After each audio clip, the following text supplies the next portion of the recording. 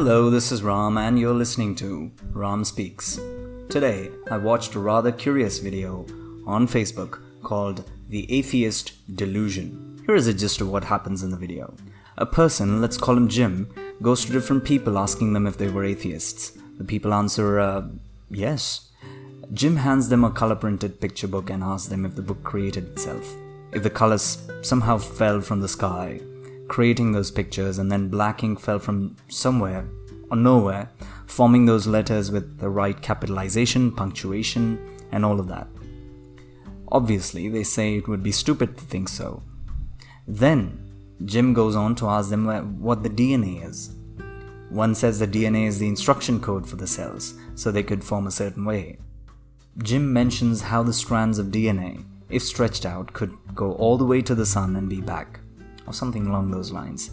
And then he says, well, if you think the book could not create itself, how could the DNA, which is the instruction code for every living being on Earth, create itself? Then he asks, do you mean to say everything came from nothing? He even mentions Richard Dawkins in his statement to one of the participants and shows a clip of a video where Professor Dawkins tells the audience how the concept of nothing created everything defies common sense. And then he says, don't you think there is an intelligent being behind this intelligent design? Do you think the entire universe happened by accident? Do you think your DNA happened by accident? In the end, he tells you that the intelligent being created you and that you're not a blob that came from nothing, but you're someone with meaning and a purpose. How uplifting. There sure is an intelligent creator, right? Am I an atheist? No. Being an atheist, according to me, is as much arrogant as claiming the existence of God. Neither helps scientific thought, and I'm not 100% sure that there is no God. But at the same time, I'm also not 100% sure that there is a God. But let's keep my thoughts aside and look at it in perspective, because I think Jim's argument is a lousy way of selling the concept of God. Imagine a world where someone has no idea about what science is. Science is already hard to understand to many, because simple questions appear to have complex explanations. Imagine a world where we go about doing what we do, working towards something tangible, chasing happiness and peace. Imagine how utterly upsetting the fact is that we would one day become a bag full of lifeless organic matter. But if someone told us that we could resurrect, that would be an incentive for us to work towards making the world a better place than the one we came into, so we could reap the benefits of it when we return. Now, thinking that we all came into being by accident is overwhelmingly difficult to imagine. And so is the fact that we took millions of years to get to where we are. But let me be the devil's advocate. No pun intended. Just because we have no explanation for that everything came from nothing, can we conclude that some divine intelligence created us? What makes Jim so sure of it? Or even that we're a product of intelligent design? If so, who created the intelligent designer? Did the intelligent designer come out of nothing? Is that not absurd? Or did it come out of itself? Or did the intelligent designer exist even before existence? That makes no sense to me either. Also, exposing the thoughtlessness on part of the participants in comparison with Jim does not make Jim right. Most people do not even think about all this that often. Most so-called atheists are so because they do not connect with organized religion, or they cannot come to terms with half-baked explanations about God. Like science, metaphysics or theosophy are also not everyone's cup of tea.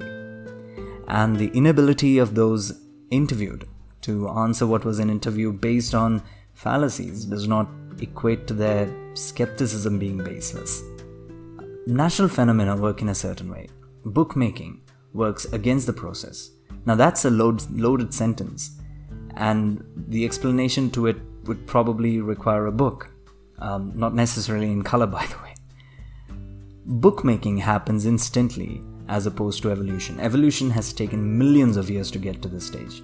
If you can wait and watch for so long while something new evolves, sure. I could even give you some examples, such as the coronavirus, but I don't see that being so productive. Science works on evidence. It has no problem accepting its failures. Science does not have answers to everything, but it's trying every moment to find better answers. Science makes statement based on evidence and a specific process. You or anyone can verify those for yourselves. Of course, some studies need resources that not everyone has, but science has other ways to prove it, within the boundaries of mathematics and logical reasoning. Science does not take a shortcut to declare any non-existence of answers as a work of God. Science questions. Science is the opposite of a Moses declaring that he saw the God and the God said what he said and that there is no questioning it. Science is comfortable with new evidences against a theory, and mind you, a theory in science is different from the colloquial sense of the word. In that manner, science would also be comfortable if evidence of the existence of God comes out. Science would not sulk. It wouldn't execute or burn down the evidence. It would just accept, of course, until new evidence comes out that finds faults in the evidence that's gathered so far. Science is not afraid of being wrong. Now, the Cardinal himself says in the video, questioning distinguishes us from the animal. And here is my question. Is this intelligent design? Are we a product of an intelligent design? We're a great design, but are we so intelligently made, as Jim implies? Could an intelligent designer create a being which is inefficient and imperfect?